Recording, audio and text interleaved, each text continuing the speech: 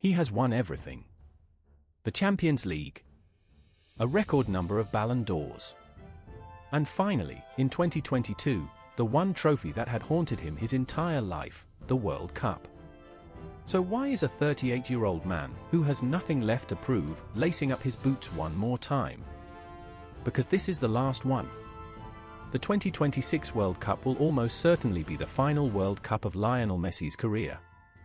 And whatever you feel about him, whether you've worshipped him for 20 years or rolled your eyes at the hype, something about watching the greatest player of his generation walk onto the pitch for the last time hits different. This is the story of why the entire planet is holding its breath for one man's final dance. Stay till the end, because the way this story could finish is something not even Hollywood would dare to write. To understand why this matters, you have to understand what Messi carried for most of his career. For nearly 2 decades, he was called the greatest of all time by millions, and a fraud by millions more. The argument was always the same: he does it for his club, but he can't do it for his country. For major international finals.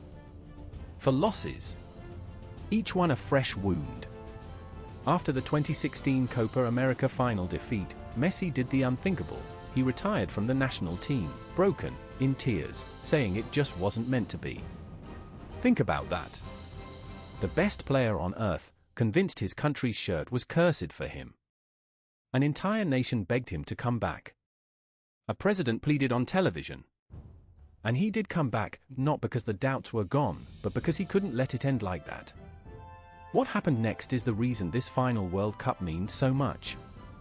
In 2021, he finally won the Copa America, his first major trophy with Argentina, lifted on the turf of Brazil's Maracanã, of all places.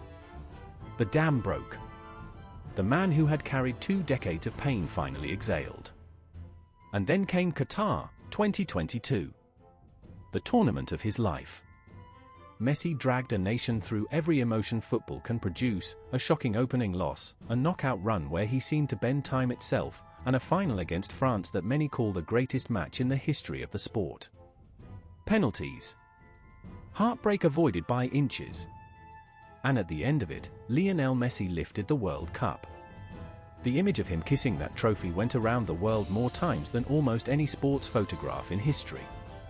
The story was complete. The greatest career finally had its missing crown. Which brings us to the strangest part.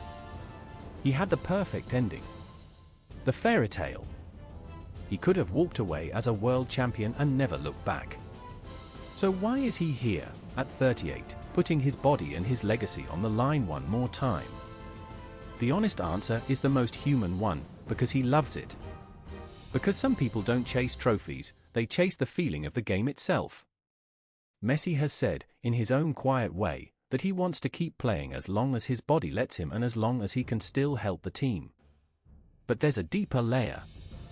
Winning in 2022 didn't make him hungry to stop, it freed him. For the first time in his career, Messi gets to play a World Cup with nothing weighing on his shoulders.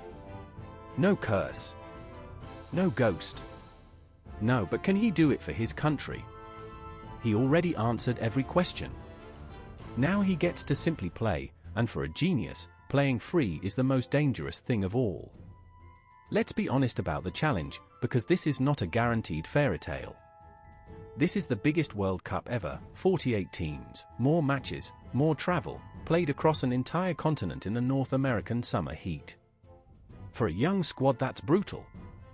For a player approaching 40, it's a mountain. And the competition is terrifying.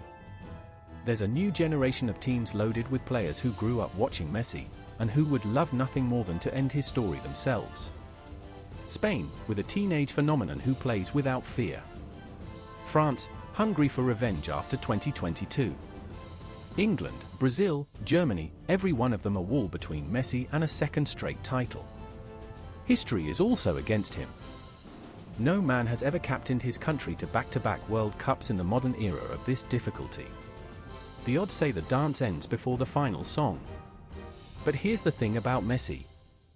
The odds have been wrong about him before. Here's why this transcends one player or one country. When Messi walks off a World Cup pitch for the last time, an era of football ends with him. He and his greatest rival defined 20 years of the sport, two men who pushed each other to a level the game had never seen and may never see again. We watched them grow from teenagers into legends. Most of us can't remember a football world without them. So when you watch Messi in 2026, you're not just watching a player.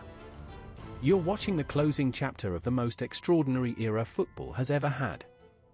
You're watching something you will tell people about in 30 years. I watched his last World Cup live. That's why grown adults get emotional about it. It's not really about Argentina. It's about time. About watching greatness say goodbye and knowing you'll never see anything quite like it again. So how does it end? Maybe he lifts the trophy again, the perfect, impossible bookend, a champion walking away on top. Maybe he falls short, and we watch the greatest of all time leave the stage in tears one final time. Maybe it's something in between. Nobody knows. And that's exactly why we can't look away. The boy who was once told he was too small, who was injected with growth hormones as a child just to have a chance, who was called a failure for his country well into his 30s, gets one last dance on the biggest stage on earth. However it ends, we get to witness it. If you love these football stories, the ones behind the noise, subscribe to The Untold Game. Next, we're telling the story of his greatest rival's final chapter, because that one might be even more dramatic. Enjoy the dance. We may never see another like it.